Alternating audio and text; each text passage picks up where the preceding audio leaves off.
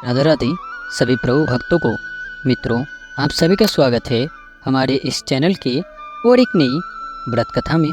आज हम परिवर्तनी एकादशी व्रत की कथा के बारे में जानेंगे। आइए श्री हरि भगवान विष्णु जी की मन में स्मरण करते हुए उनके ध्यान के साथ आज के इस पवित्र एकादशी व्रत की कथा में डुबकी लगाते हैं। भाद्रपद मास की शुक्ल पक्ष की एकादशी तिथि को परिवर्तनी एकादशी कहते हैं।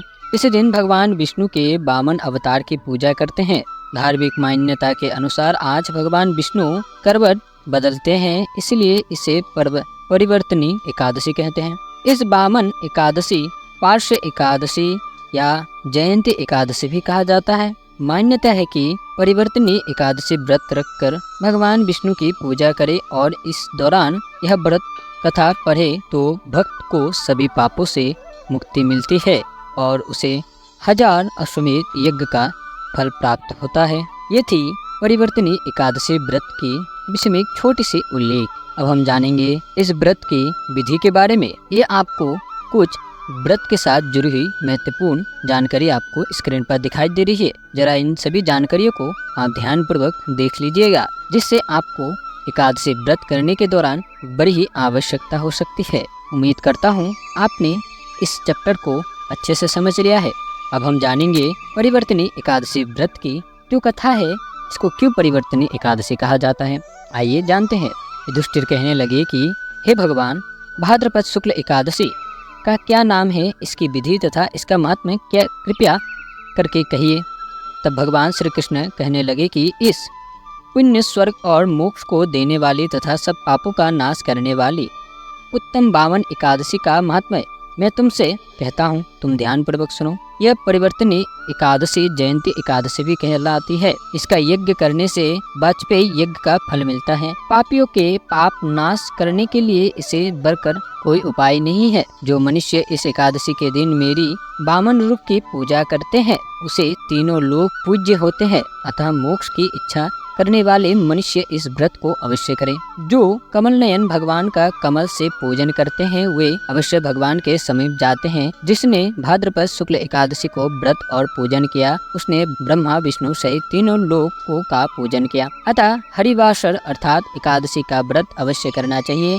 इस दिन भगवान करवट लेते हैं, इसीलिए इसको परिवर्तनी एकादशी भी कहते हैं। भगवान के वचन सुनकर युधिष्ठिर बोले कि भगवान, मुझे अति संदेह हो रहा है कि आप किस प्रकार सोते और करवट लेते हैं तथा किस तरह राजा बलि को बांधा और वामन रूप रखकर क्या क्या लीलाएं की। चातुर्मास के व्रत की क्या विधि है तथा आपके शयन करने पर मनुष्य का क्या कर्तव्य है, सो आप मुझसे विस्तार से बताइए। श्री कृष्ण कहने लगे कि हे राजन, अब आप सब पापों को नष्ट करने वाली कथा का श्रवण करें। त्रेता युग में बलि नामक एक दैत्य था। वह मेरा परम भक्त था। विविध प्रकार के वेद सूक्त से मेरा पूजन किया करता था और नित्य ही ब्राह्मणों का पूजन तथा यज्ञ के आयोजन करता था। लेकिन इंद्र से द्वेष के कारण उसने इंद्रलोक तथा सभी देवताओं को जीत लिया। इसका कारण सभी देवता एकत्र होकर सोच विचार कर भगवान के पास गए। बृहस्पति सहित इंद्रादि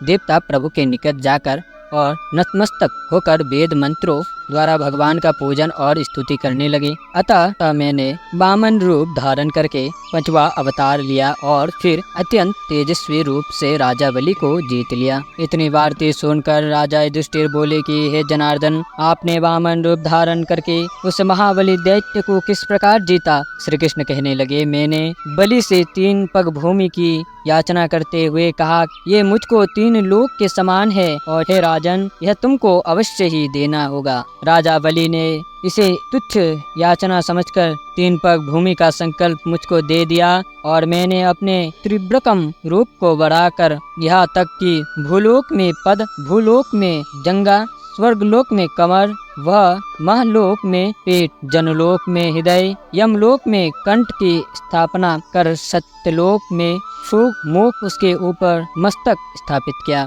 सूर्य, चंद्रमा आदि सब ग्रह गण, योग, नक्षत्र, इंद्रादिक देवता और शेष आदि सब नागनों ने विविध प्रकार से वेद सुक्ति से प्रार्थना की। तब मैंने राजा बलि का हाथ पकड़कर कहा कि हे राजन, एक पद से पृथ्वी, दूसरे से स्वर्गलोक पूर्ण हो गए, अब तीसरा पग कहाँ रखूं? तब बलि ने अपना सिर झुका लिया और मैंने अपना पैर उसके मस्तक पर रख दिया, जिससे मेरा वह भक्त पाताल को चला गया। फिर उसकी विनती और नम्रता को देखकर मैंने कहा कि हे बलि, मैं सदैव तुम्हारे निकट ही रहूंगा। विरोचन पुत्र बलि से कहने पर भाद्रपद शुक्ल एकादशी के दिन बलि के आश्रम पर मेरी मूर्ति स्थापित हुई। इस प्रकार दूसरी श्री सागर में शेषनाग के पष्ट पर हुई है। हे राजन, इस एकादशी को भगवान शयन करते हुए करवट लेते हैं, इसीलिए तीनों लोक के स्वामी भगवान विष्णु का उस दिन पूजन करना चाहिए। इस दिन तांबा, चांदी, चावल और दही का दान करना उचित है। रात्रि को जागरण अवश्य करना चाहिए। जो विधि पूर्वक इस एकादशी का व्रत करते हैं वे सब पापों से मुक्त होकर स्वर्गलोक में जाकर चंद्रमा के समान प्रकाशित होते हैं और यश पाते हैं। जो पापनाशिनी इस कथा को पढ़ते या सुनते हैं उनको हजारों वर्षवेद यज्ञ का फल प्राप्त होता है। ये थी परिवर्तनी एकादशी व्रत की कथा। आशा करता हूँ आप सभी ने ध्यान पूर्वक इस व्रत की जो मुख्य कथा एवं की जो इस व्रत को क्यों परिवर्तनी एकादशी कहा जाता है, इसके आप लोगों ने ध्यान पूर्वक श्रवण करी है। आप सभी लोग अपने परिवार के सहित इस पापनाशनी एवं की इस पुण्यदायिनी एकादशी व्रत को जरूर करिएगा। फिर मिलते हैं किसी नई और एकादशी व्रत की कथा में। तब तक के लिए राधे राधे। जय श्री राम, जय सीताराम, जय श्रीमन नारायण, जय राधे श्याम। साथ ही में यदि आपको वीडियो अच्छी लगी है तो इस वीडियो को लाइक करके चैनल को सब्सक्राइब कर लीजिएगा और ऐसे एकादशी व्रत को देखने के लिए बाजू वाले जो बेल आइकन है उसको भी ऑल पर सेट कर लीजिएगा। राधे राधे।